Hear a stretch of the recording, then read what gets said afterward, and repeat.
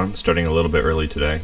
I'm just gonna do some puzzles or something for a short time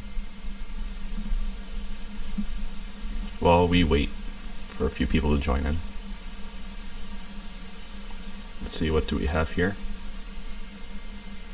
Puzzle of the day.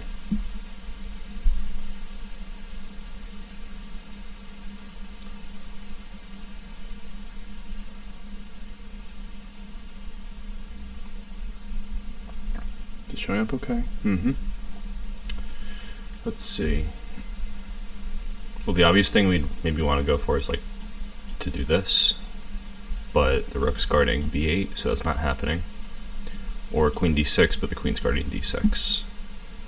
Actually, even queen d6 wouldn't work because they'd play king g8, queen d8, and king h7. So that idea doesn't seem that strong.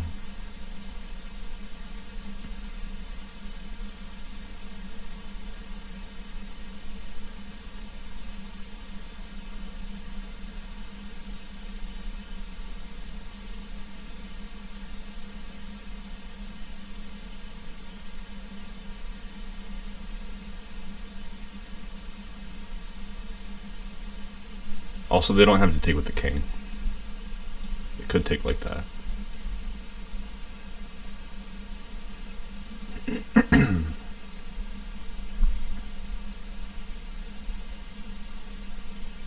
Hello, Shy. Welcome. Shy is suggesting queen e4. I don't know if queen e4 actually threatens anything, though, because I think if black skipped their turn, and we play rook takes f8 and then queen takes f8, I still don't think we have anything. And I wouldn't be too impressed with like taking the c6 pawn. There's got to be something a little bit stronger here.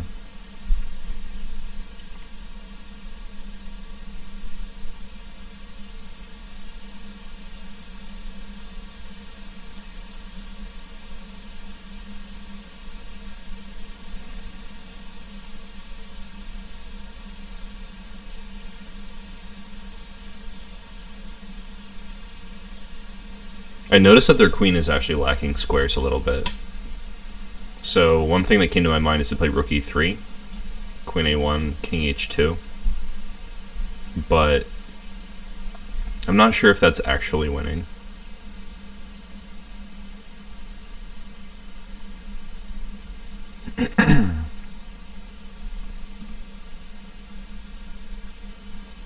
Queen e5. Queen e5's another idea.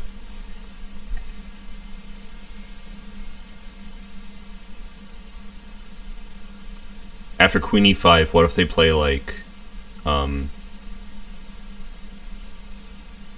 they actually can't play g6 because of rook takes f8, king takes f8, and queen h8. So that's an interesting point.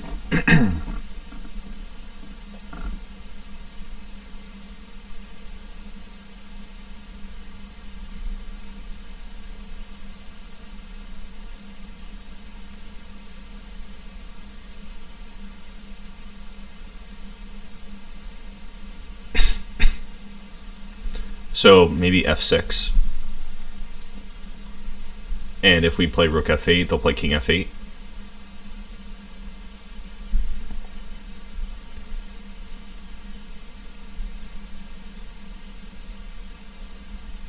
And then queen e8 is mate. So it looks like f6 is also not sufficient. So queen e5 looks pretty interesting.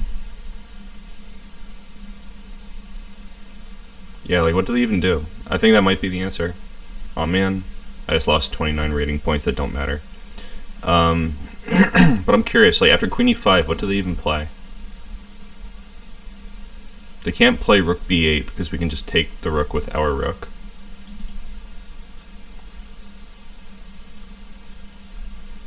Was I wrong about g6? It's like rook takes, king takes, queen h8. That is checkmate, right?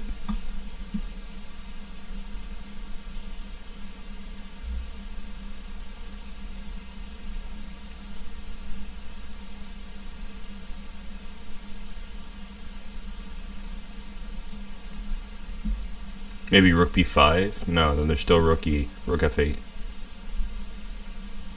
Actually, no, it's probably rook b5, because after rook f8 there's queen f8. Sorry, I'm not doing so hot this morning.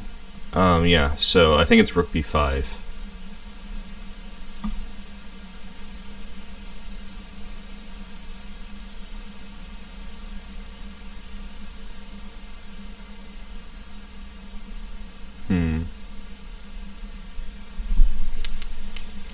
Tricky puzzle that I've already managed to get wrong.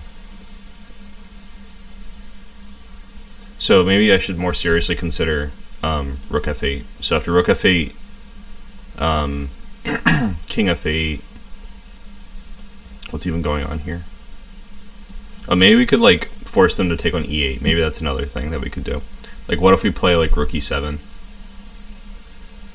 If they take with the queen, we take back with the rook. If they take on e8, we play rook e8, king h7, queen f7. That should be winning.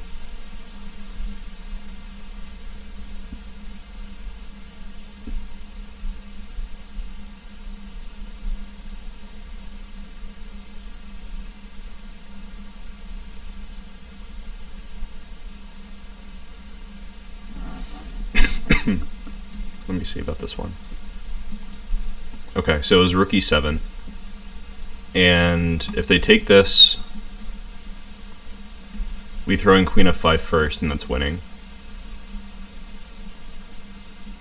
And if they don't, like if they play queen a2 or something, first of all, I'm pretty sure I could play c4 if I just badly want to take on f7. But I think there might be something even better here.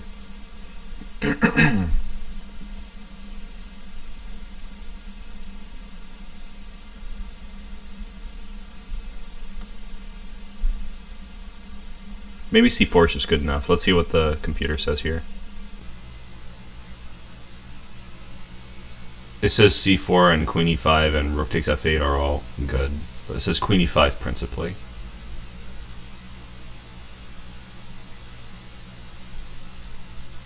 And if they play rook b5 here,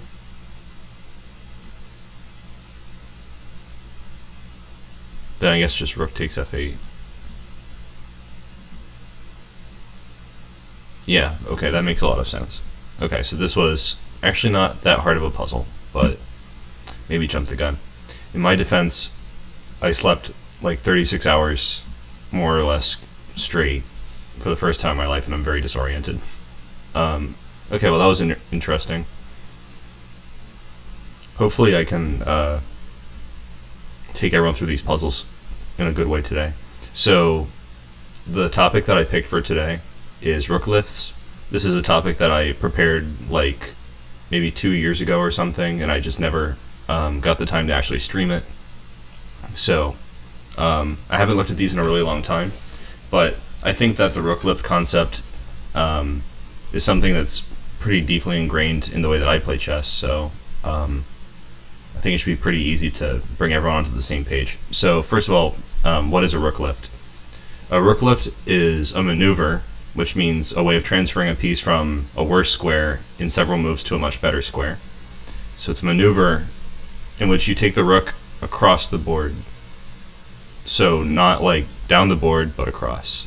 So, and it requires going up some ranks and then across the files. So it might, in a superficial sense, look like you might play a4, then rook a3, and then rook h3. And in some positions that would be really useful because your rook on a1 is not attacking their king, who maybe has like castled over here. And it would be really hard to bring it along the back rank because maybe one of your bishops is staying behind, or you haven't finished that development, but you really just badly want the rook on h3. So you just might have to move a pawn, or maybe this is already open, so you just go ahead and play rook a3 and then swing across. And this maneuver is not something you see every day because more often than not, it's not safe to move your rooks in the early phases of the game, as you know, probably everyone knows. Like, everyone's seen a beginner game where they play a4 and h4, then rook h3 and rook a3, and the bishops just like take the rooks immediately, and they have to work out what to do from there. So, at least in that sense, usually we don't immediately deploy the rooks along the third rank or fourth rank or whatever in the early part of the game. But it's pretty common after you've developed all the pieces, or almost all of the pieces, that you need to find a way to get the rooks involved. And you can do that either with a pawn break, which is way more common because pawn breaks have other benefits as well, like clearing specific squares for the minor pieces, or you can do this rook lift. So let's see one example, I guess. So we'll go through the entire game. This one is Carlsen versus Anand, and they played this game in 2014 in Sochi. So Carlsen has white, and they're playing Spanish. This is our Berlin variation.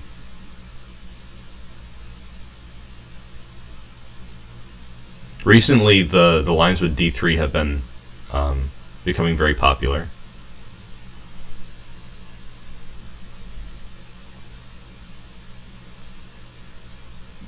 So this is all pretty normal opening stuff, but of course, if you guys have questions about it, we could delve into it a little bit. I'm not an expert on this position, but I might have some insights.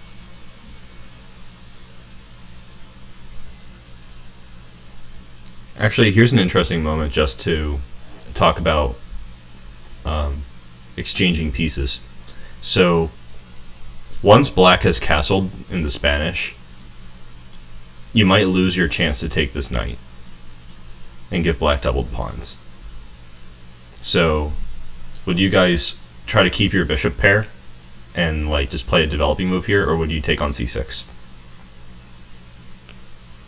This is not related to Rook Lifts per se, but just an interesting moment in the opening.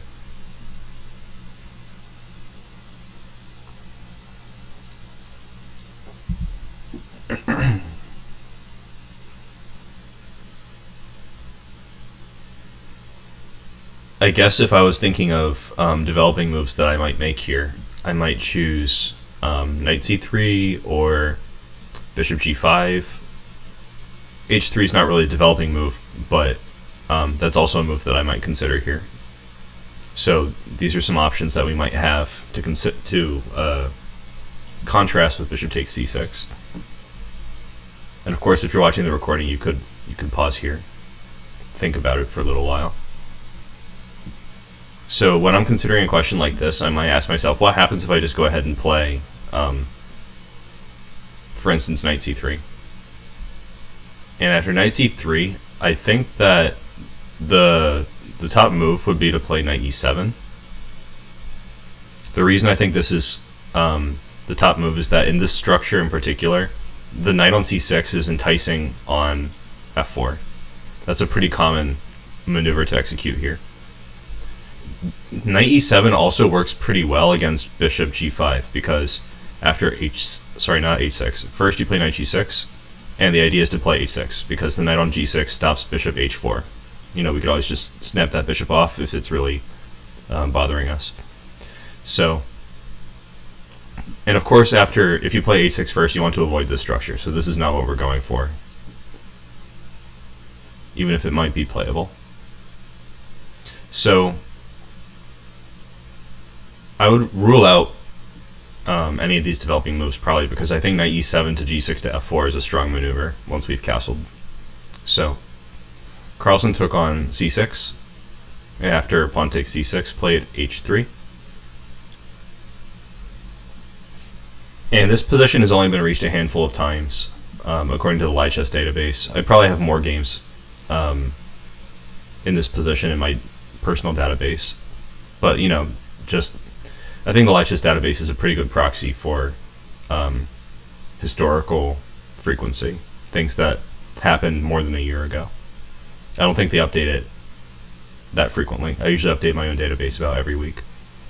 So anyway, so after rook e8, knight d2. Knight d2 is actually a better placement in the structure generally than c3. You might imagine like the knight on c3. So if the pawn was still on b7, like if we hadn't traded on c6, it would have some future on d5 maybe, but it could always get just traded there immediately once it arrives, and that's probably not a big deal for black.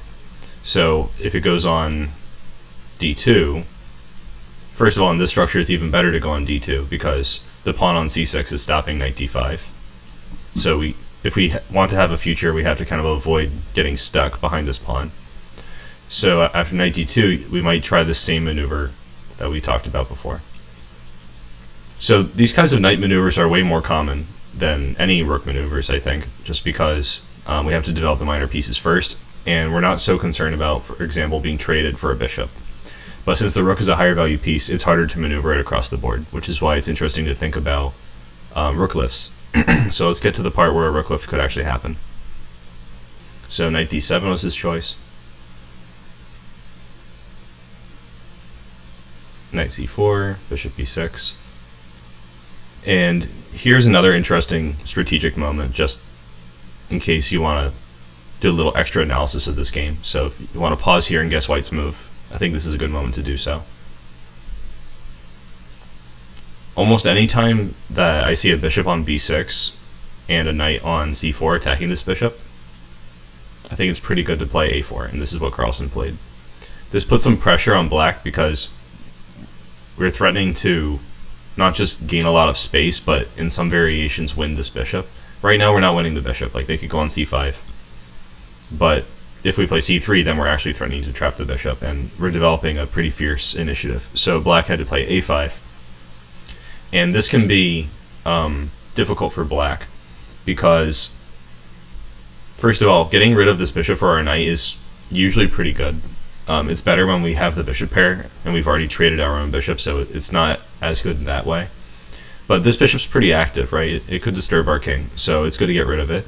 And once a5's been played, you can't really capture towards the center with the a-pawn. So after knight takes, you can either take with the knight, staying with the doubled pawns, or play c takes b6, which is what Anand played here. So this is the critical moment of our game. So the pawn structure has been more or less determined. If black plays any pawn moves on the queen side, it probably leads to some weaknesses. Like if they play b5, we'll take it, and the a-pawn's weak. If they play c5, it weakens these two light squares. And if they play d5, this move's probably fine, but it also leaves e5 open to attack later in the game. So I'd say the pawn structure is pretty fixed at this moment, and we should be thinking about how to develop the pieces for white around it. And excuse me.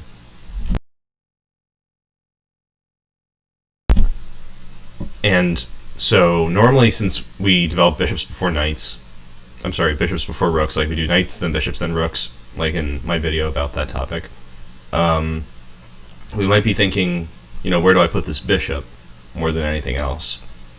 But just for sake of argument, let's think about this rook on a1. Hello, MK. Welcome. So let's just, for sake of argument, think about this rook on a1. We could just develop our bishop or maneuver our knight, but in this example, we actually have a unique opportunity to try to improve the rook. Maybe not on this move, but we should think about it. Like long term, how are we going to get this rook involved? So if you're watching the recording, you can pause here and figure out how in a few moves you might activate this rook. Like what's a sensible place for it? How do we get it there?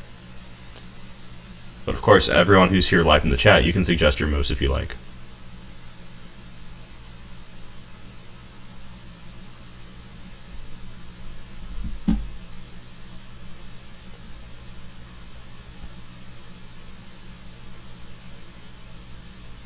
So where do you guys think we want the rook long term? Is probably a good place to start. Even if pieces are in the way, like if you could just pick it up and stick it somewhere, where would you put it? It's not terrible where it is, because on a1, it's looking at this a-pawn and beyond it the rook. So if black ever plays b5, we can just take and then pressure that pawn forever. So that's pretty nice. But I think we could do better. MK says b1, Shy says g3. So Shy actually has it. g3 is where we want this rook. We want to go after the king. Black's pieces are not coordinating like super well on the king side. It's probably okay, but I think it'll be hard for black to defend the king side with this bishop in particular. So they'll sort of be defending a piece down, whereas we can use our dark square bishop to attack at some point. So I kind of like white's chances to seize the initiative if we can get the rook on g3. b1 I don't think is very good in this instance, MK. The reason I don't like b1 so much is that we would be doing a lot of extra work to play b4 and then maybe take on a5. Like if you play rook b1 here, and then black plays some normal move like bishop a6, and you play b4, they'll take, we take back, and then the a pawn is going to be weak forever. They'll probably just, at some point, move the bishop. It doesn't have to be now. It could be like 30 moves from now. But like they'll move the bishop, and then the pawn on a4 is weak. We don't really have a great way to deal with it, and I don't think our rook is appreciably better on an open b file.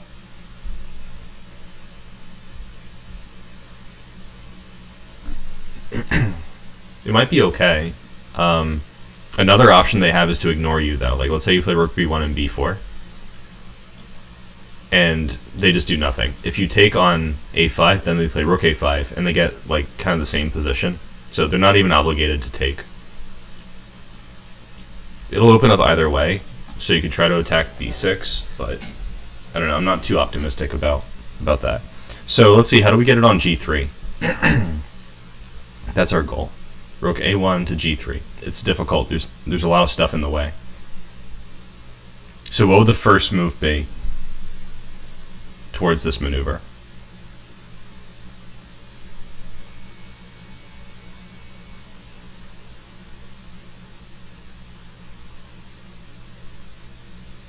One thing to keep in mind here is that when the day finally comes that you play rook a3, there's no dark square bishop. So you don't have to worry about things like a d5 revealed attack on the rook. So that's a good sign that we should go for it at some point.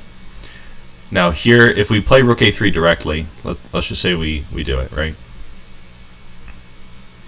I think we are probably in good shape still, but the next task of getting here seems a little difficult after a move like c5.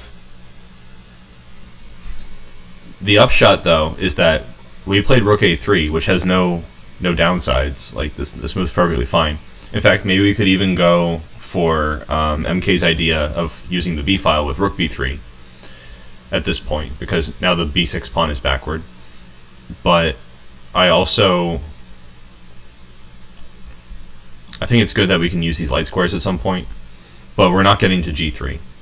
So this might be playable. It's probably okay. Actually, I don't like rook b3 because at some point they could get bishop e6 and chase your rook away. So I don't think you're going to have long-term stability on the b file. We need to get the rook to g3. So let's go back. Alright, Shai has it. So we're going to play d4 first. This is a really strong move. This move doesn't look like it has anything to do with the rook on a1, but that's the purpose. The purpose is to lift the rook. It's also good for other reasons, because it can help us to activate our knight if they take on d4, but they don't have to. So I think the main purpose really is just getting our rook involved. So after d4, Anand played queen c7, and now we can go ahead and play rook a3.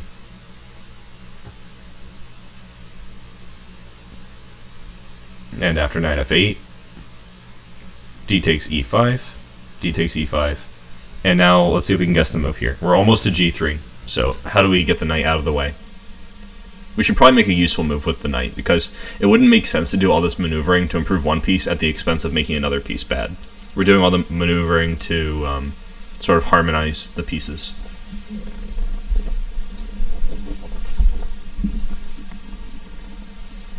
So we need to pick a good square for the knight that's not f3.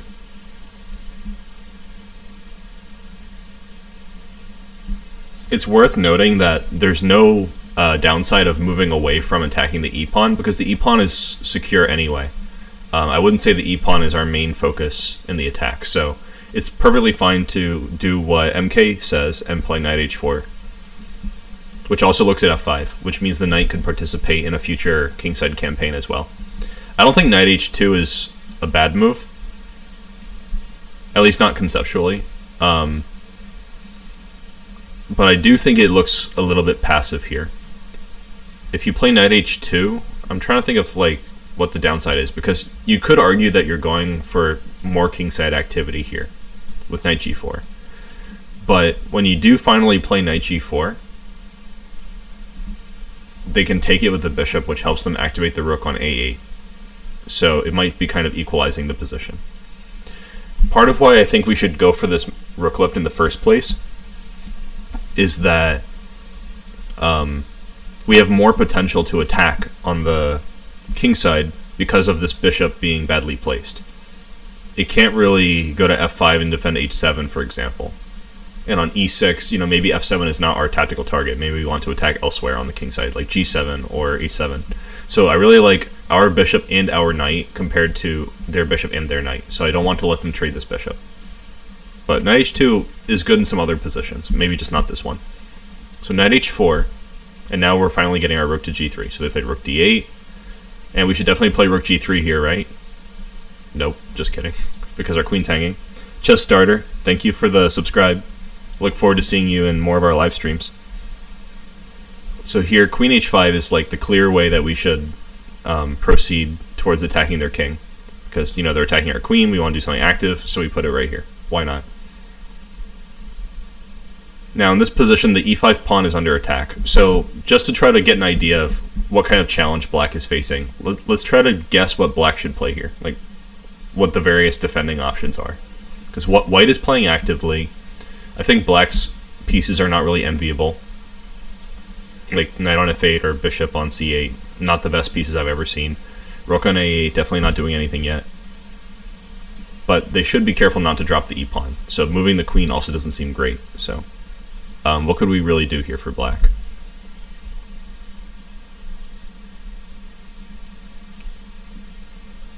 Bishop e6 is one move that seems kind of obvious. Like, just develop the bishop. But I'm also wondering if I just play something kind of simple like this. Is that good enough? Or does white have something better here against bishop e6?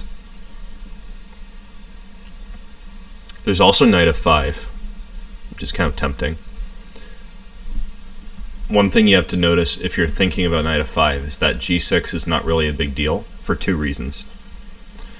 Reason number one, we can play knight h6 with check, so they can't take our knight, and it's protected by bishop c1, so king g7 is not a big deal. But we can also play rook g3. I would not really choose this one though, because then king h8 comes with tempo. Like, you might be able to get away with this because, for example, after knight h6, if they take, then this is mate. But I think that knight h6 looks a little more appealing.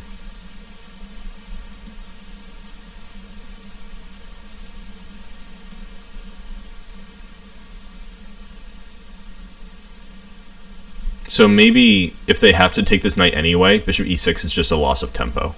I would take with the pawn, and now my pawn could potentially join the attack. So this knight is kind of restrained. If we want to try to break up the dark squares with f6 at some point, that's okay. So this would be maybe a more timely way of giving a knight for a bishop, as opposed to giving it on g4. Because at least here we activate this rook, we have the option to play f6, we restrain their knight more. But all things in due time. Maybe rook g3 is more straightforward. Like, we don't have to give this knight yet. The idea here would be to try to play bishop h6, I guess. Seems pretty good. Okay, so anyway. So that's bishop e6. And I don't know if there are any other spectacular developing moves. Like, for example, knight g6.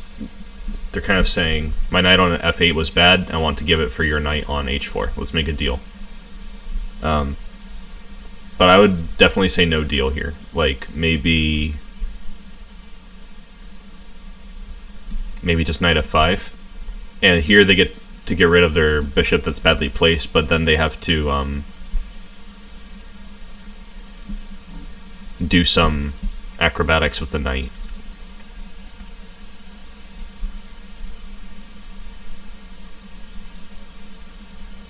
I think here I would probably play queen g4 instead of immediately taking this with the bishop, because I like my bishop still better than their knight for the attack on the king.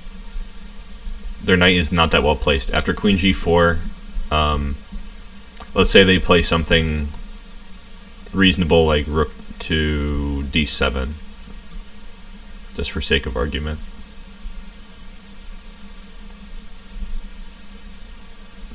We could probably throw f6.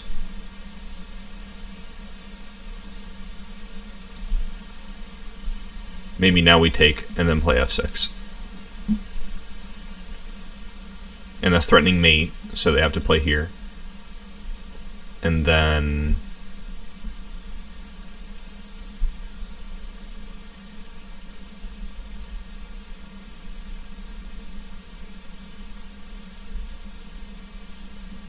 queen g5 might just win the game. And here I want to play queen h6 and queen g7 for checkmate. Or if they try to pin down the queen by attacking f6, I might go for rook e4 and just take this and then play queen h6. That all looks pretty good. Yeah, Shai got queen g5. I think he said it like right as I was playing the move. So yeah, definitely that all looks pretty good. So I'm not that impressed with Black's minor piece options. And Anand chose f6. f6 stabilizes the e-pawn, and it also covers the g7 square.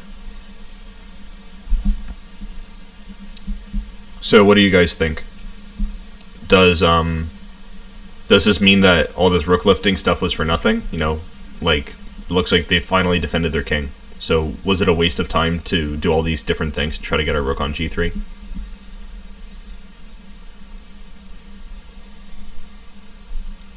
If you're watching the replay, you could pause and think about it. I think this is important because there are some players who they can think of a lot of the right ideas, but they never actually pull the trigger in a real game because they're very ambitious. They're hoping for much more than what they can reasonably get in the position. And if they're not winning the game by executing their grand scheme, they trivialize it and say, like, it's not worth doing this thing. But I think that even if you're not winning because of this rook lift, it still improves your position slightly, and that makes it worthy in itself, because there was no like fantastic way to win the game immediately from the opening that we had earlier. Yeah, Shai puts it well. It's about the journey, not the destination, and the rook had fun, and in the end, that's all that matters. I completely agree. So we played knight f5, and Anand played bishop e6, and maybe he wants to put on f7. And after rook g3, the rook is creating some long-term threats. So this was a cool strategic rook lift that it doesn't result in like a winning position per se, but white is definitely slightly better here because the bishop on e6 is not super impressive, nor is the knight on f8. Black is going to have to solve some concrete problems to actually use their pieces. And in the meanwhile, white kind of easily improved the rook.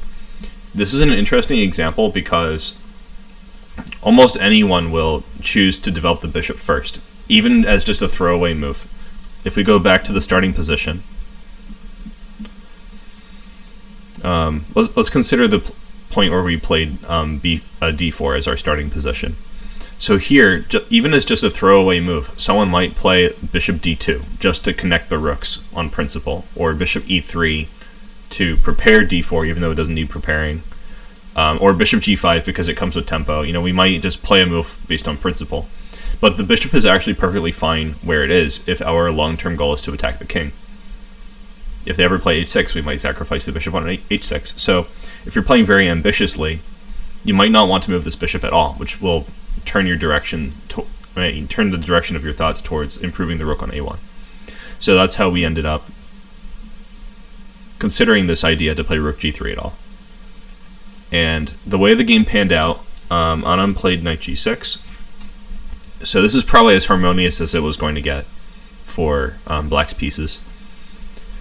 And here I think we can attempt to execute a long-term attacking plan by playing h4.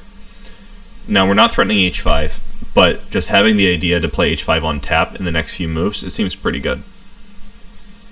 For instance, if black plays the sort of gimme move that I've been showing in this game is rook d7, because we want to improve the rook on a8. So that's why I'm choosing this as my throwaway move. We might play queen g4, which self-pins our knight, but we don't really care. We're playing h5 next move. And I think this would create some positive long-term opportunities for white. Like, let's say they go ahead and finish their plan to double the rooks.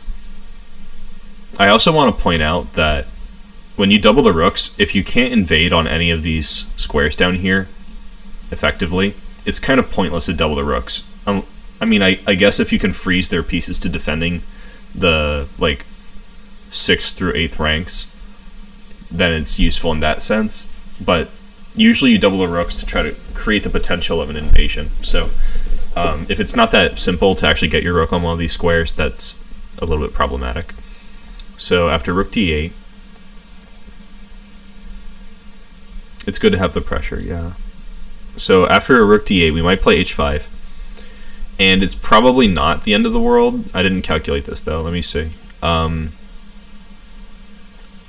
If I were black, where would I put this knight? Tricky question. Knight f4 looks tempting. Alright, let's say knight f4, just to be active. It's maybe not the end of the world, because knight h6 is kind of a nothing move.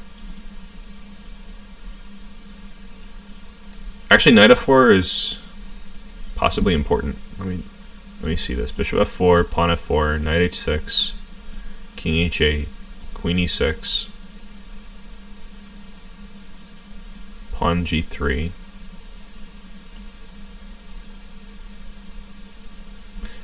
Yeah, okay, so yeah, knight f4 might be an important move because it guards the bishop on e6. So it's not really deadly, because if we play knight takes g7 now, it's not really that dangerous. But now that we've gotten the pawn to h5, I think that's a pretty concrete strategic gain. We could just play something like knight h4. I'm sorry, queen h4. Or maybe queen f3 to keep an eye on f4 and d1, so there's no like mass exchanges going on here. So we might play like this. And now we just have some long-term pressure against their king. So I like this position. I like this h4 move. Okay, so they ended up taking this knight. Why'd they take the knight? There could have been something concrete here that I'm just not seeing. So I'm going to flip on the engine for a second, because I looked at it for a couple minutes. I didn't really see a major problem. So let's just say, for example, that they play rook d7, like what we said. Okay, it looks like besides queen g4, there was also another great option for white that we didn't consider. Bishop h6. This is the move that I wanted to play anyway, but I was looking for another, like a more transparent situation where I might play bishop h6. Like if black's filler move was h6, I would definitely sacrifice something on h6 or g7 here. But for rook d7, it wasn't that obvious to me that we should play this move. So I'm trying to like take it in and see why. So let's say they take it. We might play rook g6, pawn g6, queen g6.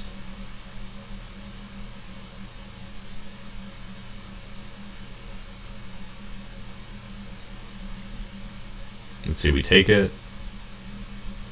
Rook g6 doesn't seem like it's going anywhere. I'm trying to guess like why the engine is telling us to play bishop h6.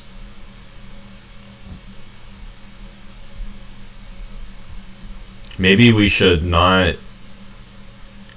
sack more pieces, and we should instead just play queen h6, so that if they, let's say they try to double the rooks, then we play h5. And now we're getting our piece back, and we still have the initiative. So this seems like the way. This is a really nice variation that the computer pointed out for us. I think white's winning here. They're at least a little bit better. So that's kind of a cool variation that I didn't notice. So probably Anand took on f5 because he saw bishop h6 and was trying to prevent that variation. So here comes knight f4. And Carlson took and brought the rook back to c3. So now that some weaknesses have been provoked on the king side, he's switching the play to the queen side. So there goes c5 and rook e6. And now these heavy piece endgames are super complicated. We could probably spend the entire time analyzing just this. So I'll sort of give the highlight reel.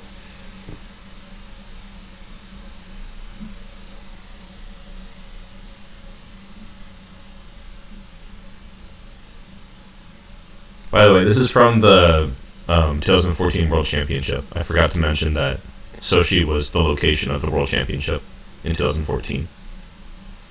So this was a very high-profile game.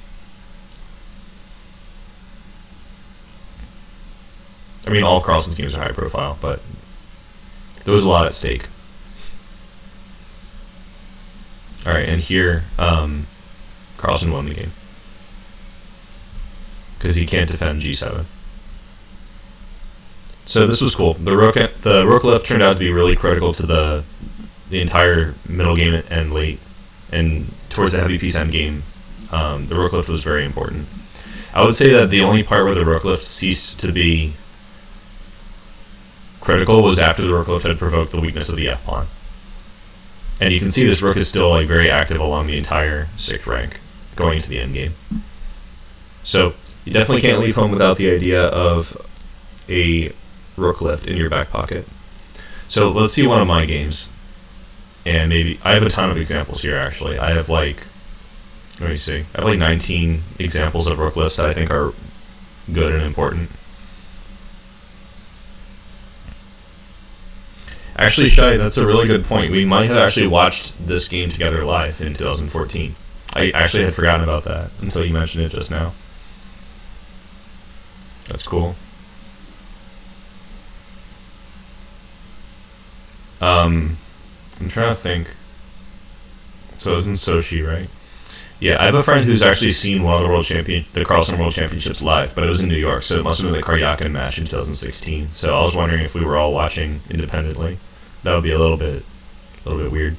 So this is one of my old games. This is from one of my strong performances in the New Jersey Open from back when I lived in New Jersey. And I was playing Alpin Sicilian sometimes at that point. And this was probably my best game in that opening. And it might have been my last game that I ever played in this opening as well. So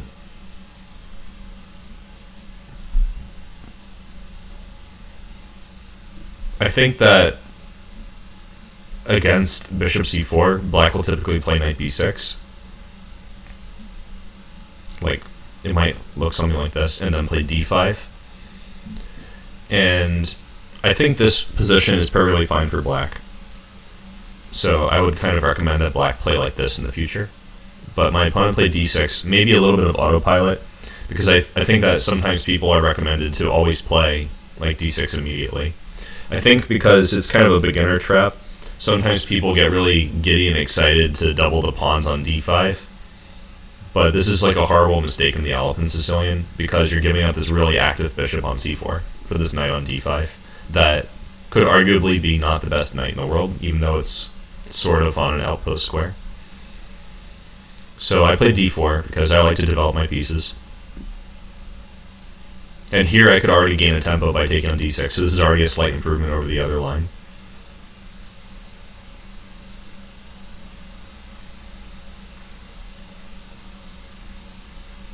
And I actually like it when my opponent plays b6 to try to play bishop b7, because it becomes sort of similar strategically to the previous game, in the sense that the light square bishop is not an effective defender of the king. So I'm already thinking about attacking chess at this point. So I played knight c3, just to get my development finished. After bishop b7, I'm still developing a little bit. I think that my opponent missed the opportunity to play queen c7 here, but this could also be like a pawn sacrifice worth considering. Like I could play bishop d3 here, and if they play queen c3, I could play bishop to maybe just d2, and then rook c1. I would have a lot of development.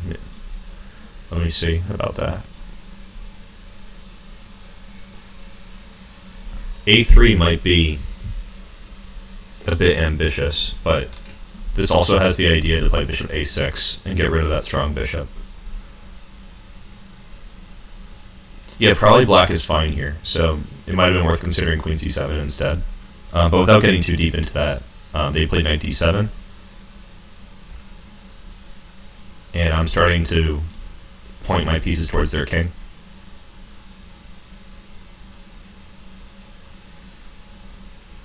I don't want to give my bishop for the knight, even if it costs me extra moves.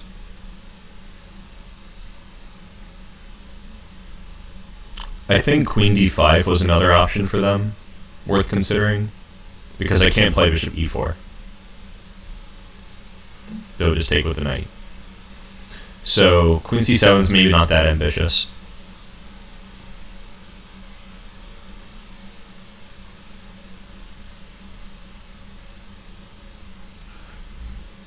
Anyone who's local to New Jersey, or maybe just like the States in general, my opponent was Juan Tika. He's a cool guy. I have not seen him in a while because I haven't been playing tournaments, but I'm sure he's an active player right now.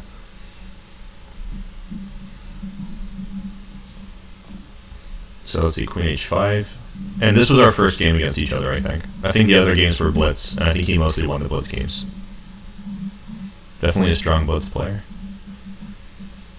So I played queen h5 to provoke g6 and just try to like get my opponent to weaken their position slightly.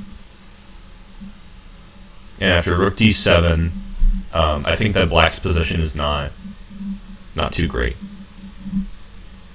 They want to double the rooks by playing rook d8 probably. So what do you guys think white should do to try to seize the initiative?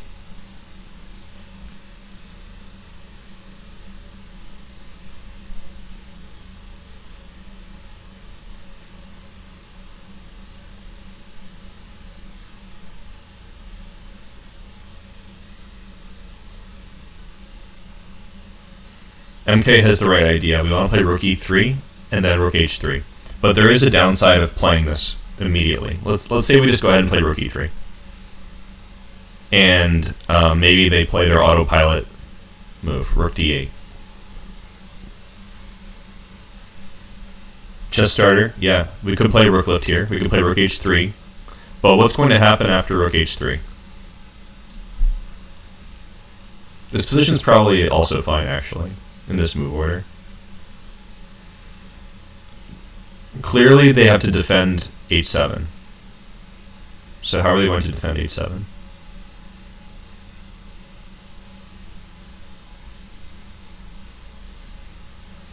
I think they would probably play a move like h5.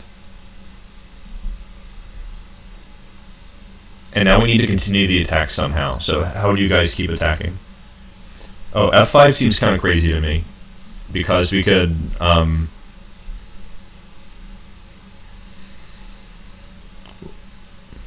I think we at least can take en passant, and this position looks very good. Is there something here to justify it? Because I think this just looks really nice for white. Like the e6 pawn looks kind of weak. Their king's still weak, even though they've guarded h7. So maybe just h5. So after h5, we still need to find a way to break through. This might also be fine because I think we have the option to play like queen f4 maybe. But the problem that I saw during the game is that after h5, I have to think very hard to find a reasonable move.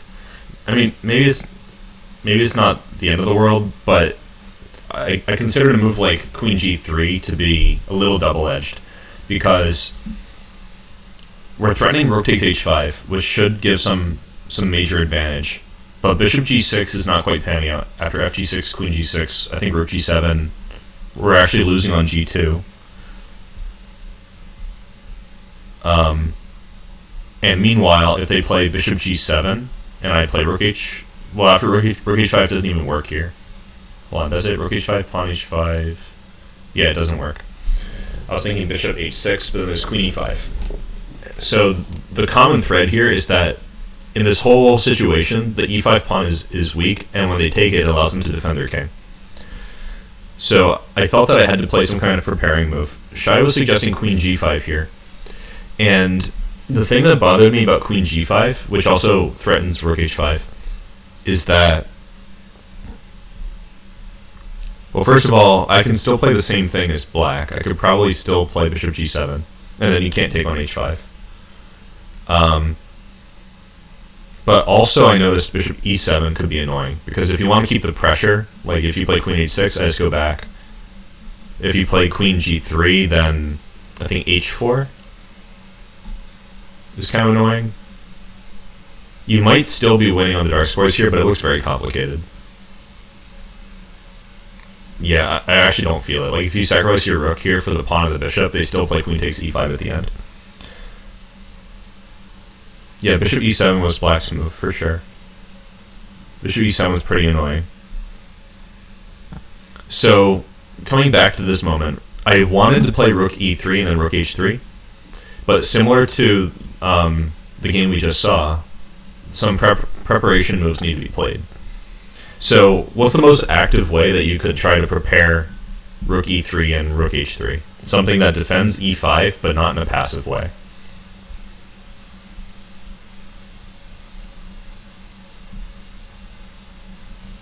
After we're done, I think we should come back to this position and see if, like, with best play, we're winning with just rook e3.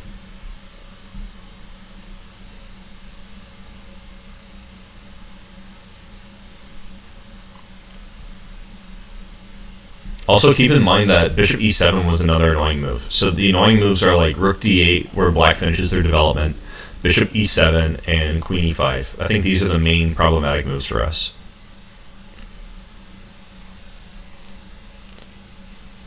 Chess Starter suggesting knight f3, which would be probably interesting if they played bishop takes f3, because normally after knight f3, if you get this messed up pawn structure, it's bad for your king. But the nice thing about this is we can play f4, and then rook e3, and then rook h3. So that would be interesting. But I think that after knight f3, if they just play rook d8, then you're not able to play rook e3 and then rook h3. But yeah, actually f4 does cut off the bishop, so maybe that's a problem as well. But maybe here, it's still reasonable. Like, we could play knight g5, threatening queen h7, and then rook e3 next move. But let's say they just play h6. Maybe knight e4, but we can play knight takes e4.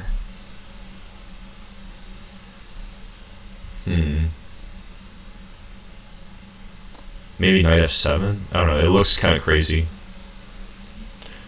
This might also be worth considering, though, because the knight goes from d4 to g5, which is a really strong attacking square. Yeah, knight g5 is a good idea. I'm just not completely sure it's going to work. Let me see, knight f3. Let's say they do rook d8, just as a filler. Then h6. Like, how do we proceed here? Because if we go to h3 or f3, we're stopping our rook lift idea. It's not happening. If you go back to e4, they'll trade the knight, and then I think they're kind of solidifying their position. Like, after knight e4, knight takes e4, bishop takes e4, bishop takes e4, queen takes e4 is probably forced because of rook d1. They'll play bishop g7, and all the attacking pieces got traded, so knight e4 is not good. I kind of want to sack it, like knight f7, but I'm not sure this is really working. Like, first of all, they can take with the king. So we don't even get two pawns. Oh, we do get two pawns, because there's queen f6. But then we can't get the second pawn because of rook g2. Okay, so I think, yeah, I'm not sure knight g5 is actually working. It was an interesting idea, though. This is a back rank issue? Okay, so, oh, for us? Yeah, that's true. The back rank issue is in the line with,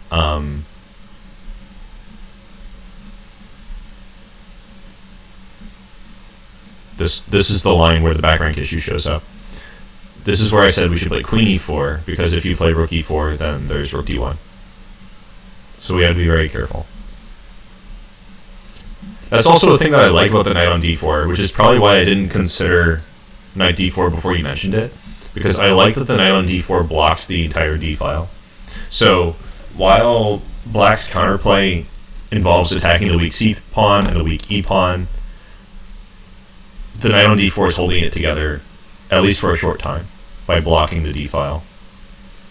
Also, you can stack it on e6 at the right time. So the knight's pretty good. The move that I chose was MK's move, bishop g5 to f6. So first bishop g5, and they can go ahead and play bishop g7, but after bishop f6, if they take, the e-pawn's not weak anymore, and I have queen h6 on the menu. So that's pretty dangerous to them. Chess Starter suggested bishop f4, but bishop f4 is too passive. I really like bishop g5 more, because it creates some long-term threats. My opponent didn't want to take because it leads to a lost position after queen h6 coming up. For example, here's one variation that I calculated during the game. Bishop f6, pawn f6, h5, queen g5. I'm just going after h6 as hard as I can. I don't really care about anything else right now. And after king h7, there's a tactic. So if you're watching the replay, you can pause here, and everybody else, what do you think white should play? White to play and win.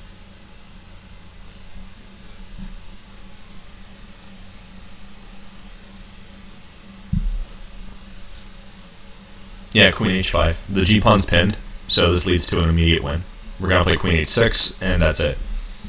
Nothing to do.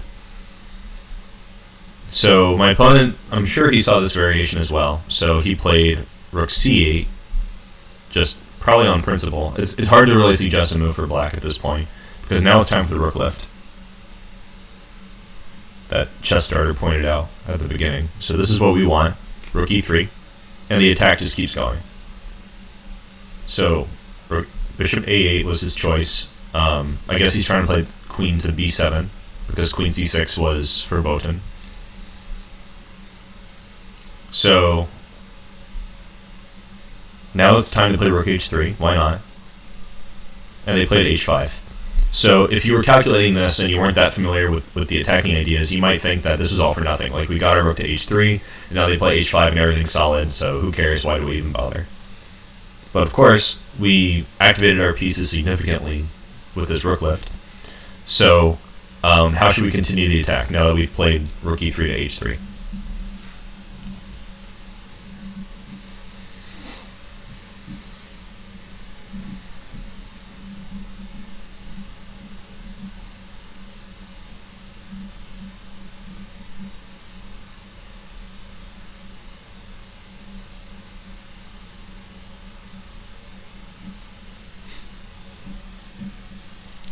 Shai suggesting the pelvic thrust g4.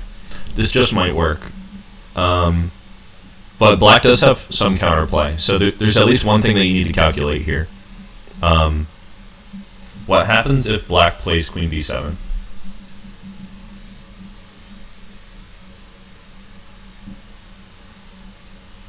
At this point in the game, I don't remember if we were both in severe time pressure or just one of us, but at least one of us was down to like a minute or something here. So it was definitely a difficult moment. I wouldn't call g4 suicidal. I think g4 is actually thematic in positions where you have like all the activity and all the space.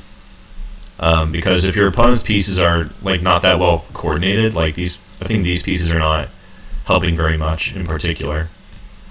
You can definitely get away with a quick g4 as long as you open the h file and give checkmate. But yeah, in general, g4 is not something you want to do just, without thinking too hard. In fact, I almost never play g4 when there's a bishop on this diagonal. It is a very case-specific kind of thing. One of those things where it probably has an advisory on it, don't try this at home. But after queen b7, I do think we can deal with these problems. Like, for instance, let's say we just play f3. Yeah, Shai suggested f3. And I don't think they can break through. Like, there's just no move. The main idea that I would be looking for here with black is to play rook takes d4 and then somehow like take over the weekend light squares. But it just doesn't seem like it's happening. So at the very least we have f3. There are probably other defending moves as well.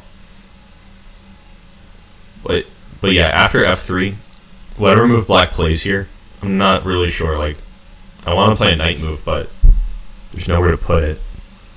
Like, knight a4, they just take it. And then white's just up material as well. They can't really take on f6. Yeah, I just don't even see a reasonable move here. They can't evacuate their king either. Like, even if they came all the way here, it just doesn't look safe. Yeah, MK, at least you're right in the sense that we shouldn't give counterplay if it's unnecessary. I do kind of like g4 though. I think g4 is winning.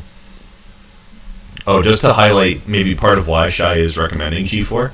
If they take it, everything ends with fireworks. So what do you guys think white should play here? And if you're watching the recording, you can pause. It's white to play and win.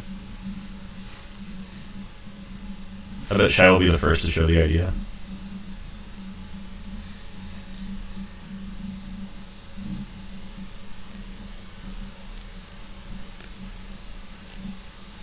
Yeah, queen h8 wins.